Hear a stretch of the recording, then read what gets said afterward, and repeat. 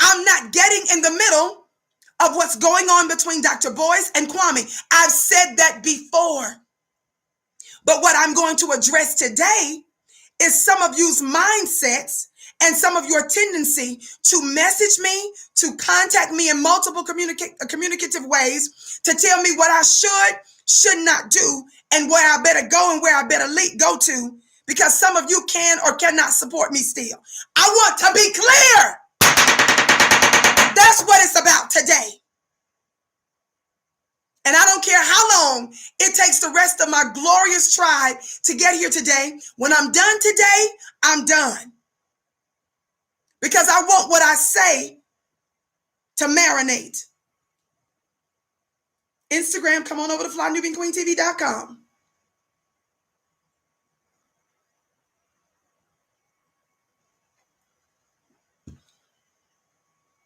Now, the nuance and the details that some of you may not understand. Those of you that are sitting here saying, Vicki, you need to leave Dr. Boyce. You need to get your own platform. Don't let Dr. Boyce use you. Let me tell you something. Because some of you mean well, but you're basing it off of the stuff that you know. But there are some things in behind the scenes, and there's some information that you just may or may not be aware of, but that's not the point. What I want to make clear is that I'm in a partnership with my brother, Dr. Boyce. And I have my own company. And what's so fascinating,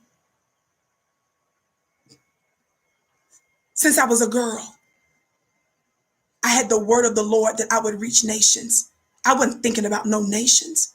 I wasn't thinking about influence and power. I was a child. And my life has been a miracle. It has been tumultuous, so much so that my activist work, my righteous work made me a target. I went through an unjust federal investigation, federal grand jury, federal trial, federal sentencing, federal subsequent hearings. And I was looking at nearly 20 years in federal prison. The judge gave me 60 months. I served almost 4 years in a federal prison in Texas. And they shipped me back here to the West. For the next 6 months, I was in another form of federal custody. Prior to that, I had businesses, employees. I was doing some forms of media at the time, briefly. A local activist organization learned of my work that I was doing on my own. And when I attended a meeting where I confronted a deputy attorney general, they put money behind me on behalf of a national organization that they were connected to at the time called New Bottom Line. And they flew me to Washington, D.C., where I spoke at one of the smaller events. That's the first time I saw, for example, Van Jones. He was the main speaker for an America's Futures Conference. This was when Occupy Wall Street had just popped off. I was doing work before then, but I'm saying that's when they flew me for the first time to D.C. They flew me all different cities. I met in the presence of some of different states' attorneys generals before they signed off on the multi-billion-dollar plan for Wall Street's illegality and fraud.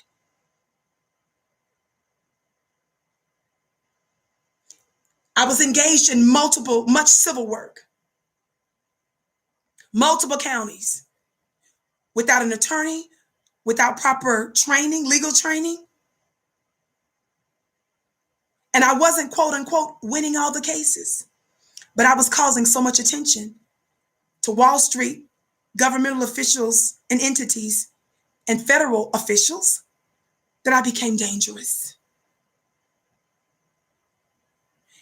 In the midst of all that pressure, in the midst of going through separation, loss of properties, loss of resources, name being slandered, loss in family members in terms of literal deaths, loss of so-called loved one and spiritual relationships and people. I stood under tremendous pressure.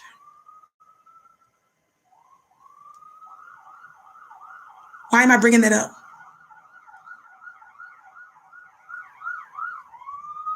I used to teach in prisons.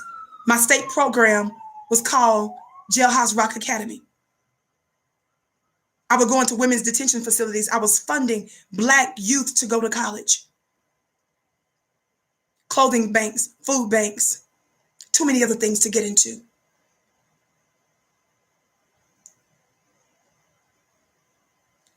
A few weeks before I was released from federal prison in Texas, before they shipped me back here, I started having symptoms. And it was months later that I was diagnosed with a very serious autoimmune illness related to one of my organs.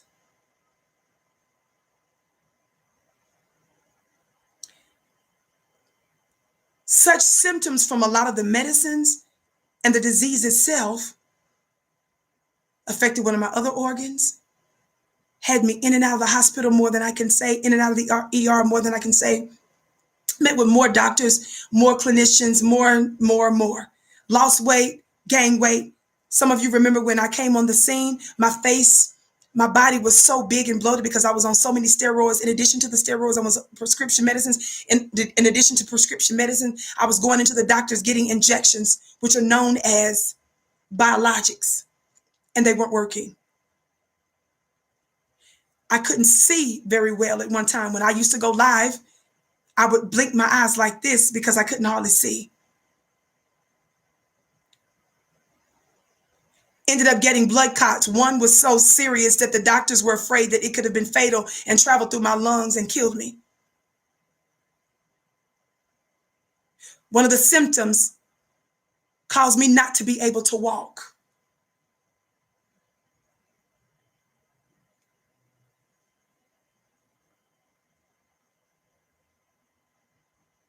During the onset of some of these symptoms,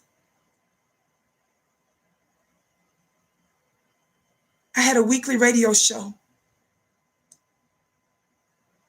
An African brother had a radio station here in Colorado. I invited on my show a former Fly-Nubian queen to discuss white women and Bill Cosby. I said I invited them to my radio show first, twice. The second time I invited this person, they told me that they knew of Dr. Boyce, and then they told me they were going to be on some platform called Fly-Nubian, and they told me to subscribe so that I could see their content. They were being kind of nebulous about the relationship between them and Dr. Boyce and Fly-Nubian, but they told me to subscribe to this Fly-Nubian. So because of my subscription to Fly-Nubian Queen, one day, Fly-Nubian sent out an email request to all of the people that subscribed and said they're looking for new Fly-Nubian queens. I was on the floor, hardly unable to see and in pain. When I saw that email, I said, I'm going to put in an application. Didn't nobody speak to Dr. Boyce or the executive team for me. I got a general email like everybody else because I was subscribed. And I subscribed because this person who I invited to come on my radio broadcast told me to subscribe. Before I ever did my first show, I contacted that person and told them, guess what? I got a call from the executive team at Fly-Nubian, and they told me they want me to be one of their new queens. I had heard of Dr. Boyce prior to that, years prior. I saw Dr. Boyce, I believe it was on CNN and I think Fox News. And after a few years, I didn't see him on those networks anymore. Apparently, they had a problem with his blackness on those networks. But I was familiar with who he was.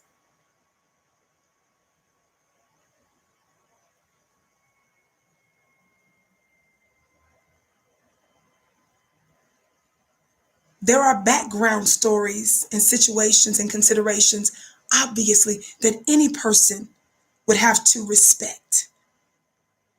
But there are also rules and regulations on different platforms that we're on. So there are some constraints. But as it relates to the network, I was given a voice. And Dr. Boyce and I have disagreed on social and political issues a few times. But he never censored me, and he never told me that because you think differently from me on this issue, you can no longer be on Nubian Queen or our affiliate networks. Some of you have said to me that because there's this beef or disagreement or brouhaha, however you want to call it, between Dr. Boyce and our brother Kwame. Get your own stuff, Vicki. Get your own this. Let me tell you something.